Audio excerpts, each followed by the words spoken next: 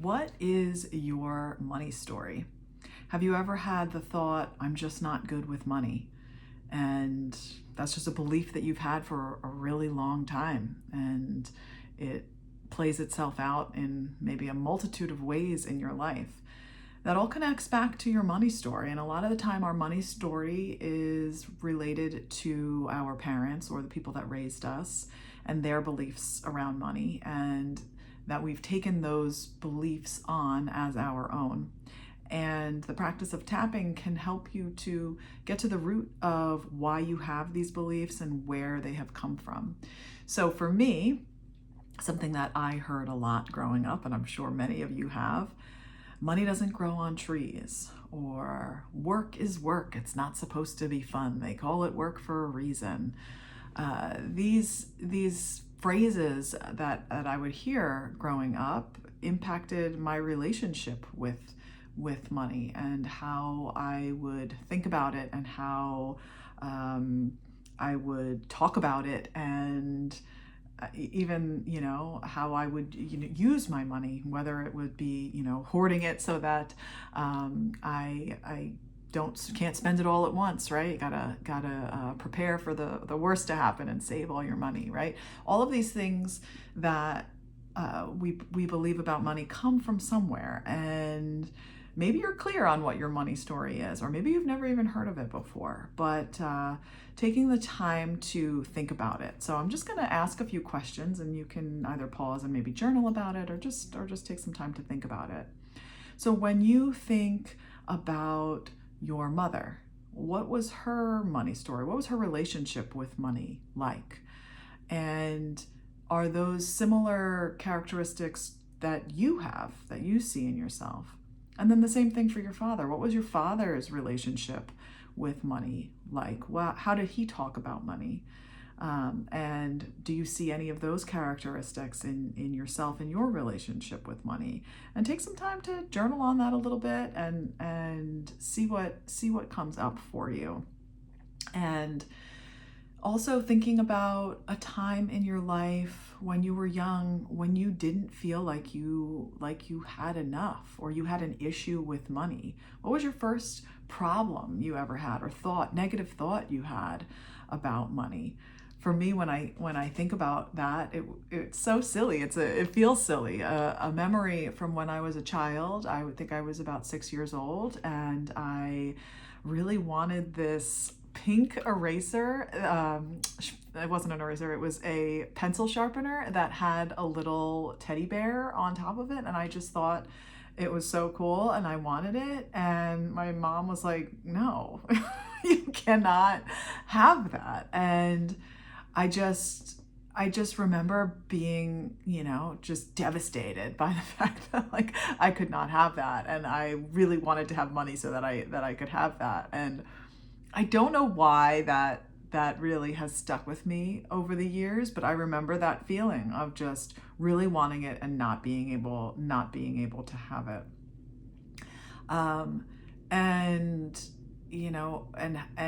this idea of that these things that have happened in our past can still impact us today.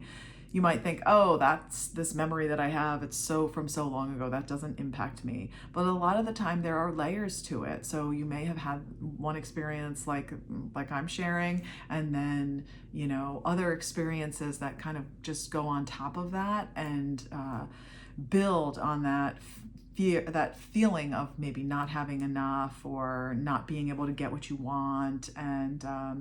And then when that kind of grows inside your body and festers in there, it feels so true.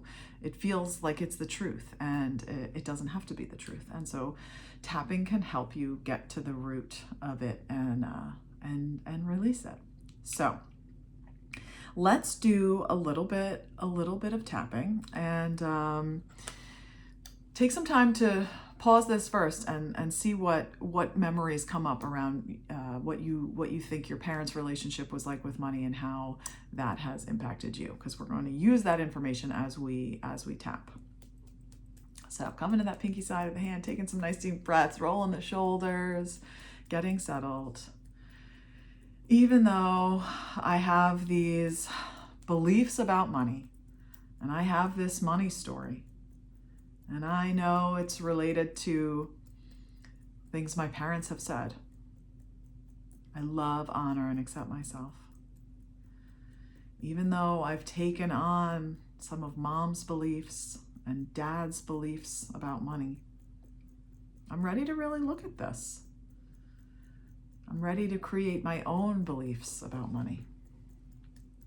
Even though I have this money story that has been running underneath the surface, and maybe I haven't always been aware of it, right here, right now, I'm ready to shine a light on it. And it's okay, and I'm okay. I have this money story. All these feelings and beliefs about money. And I'm curious about them.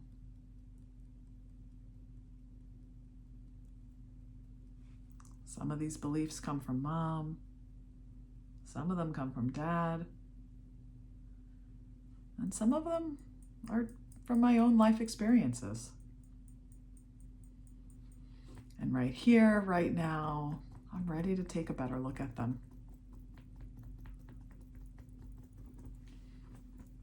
I get to choose where I focus my attention.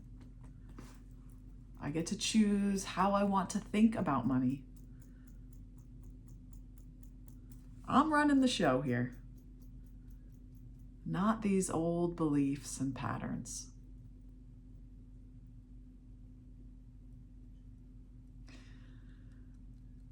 The biggest pattern I'm noticing is what comes up. For me, it's just that thought, money doesn't grow on trees. You have to work really, really hard to get money. Money doesn't come easy.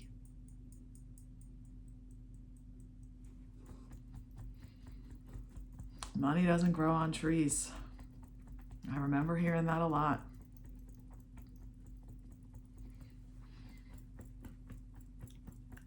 You have to work really hard. Work isn't supposed to be fun. They call it work for a reason. Take a nice deep breath. Let it go. How does it feel to say some of these things out loud? Sometimes they're just thoughts that we're cycling in our brains over and over and over again. We don't actually verbalize them. So sometimes the act of simply verbalizing the thoughts that you've been having about money can begin to shift things for you. So noticing if any other thoughts are coming up along the way. So even though I have had a complicated relationship with money, I'm ready for things to be easy. I'm ready for money to flow. I deserve to feel at ease with money.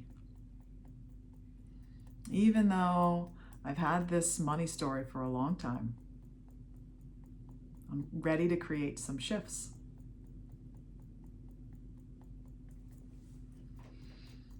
It's time to change this old money story. These old beliefs and thoughts are not helping me. They're not supporting me as I move forward.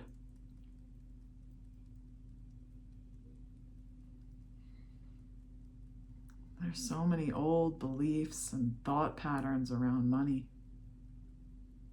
This old money story, these old beliefs.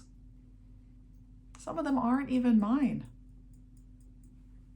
I thought they were, but I see now that they weren't. They're beliefs my parents had. I get to choose my beliefs. And I'm ready to explore this. Focus on how I want to feel, how I want to think about money, how I want to change my relationship with money. Take a nice deep breath and let it go. Notice how that feels. a really fun exercise that was once introduced to me and can help bring some insights and help you to maybe identify other things to tap on is to take a moment to write a letter to money. So really kind of personify money, right? And you could write to money and it's like, I love you, money, so much, but then when I need you, you disappear and you're gone. Right? Or you know, you flow, money flows in, but it flows out just as fast, right? And that makes me feel whatever. Write a letter to money about your experience and how it makes you feel. Get it all out, and that is going to help you identify some of your thought patterns around it. Use that information, come up with some key phrases and tap on them and see if you can get the intensity of them down and get to a point where it feels a little bit better. And maybe you can also identify how you would like to think about money. That money has my back. Money's always there when I need it, you know? And then you can tap in some of those positive things when that feels true to you. So I am here to support you, send all the good vibes. You deserve it. You deserve to have a good relationship with money. And sometimes that takes time and takes a little bit of work. So take the time for yourself, tap on it, and let me know how it goes. Reach out, mindshiftwithlauren.com. I'm here to support you however I can. Take care.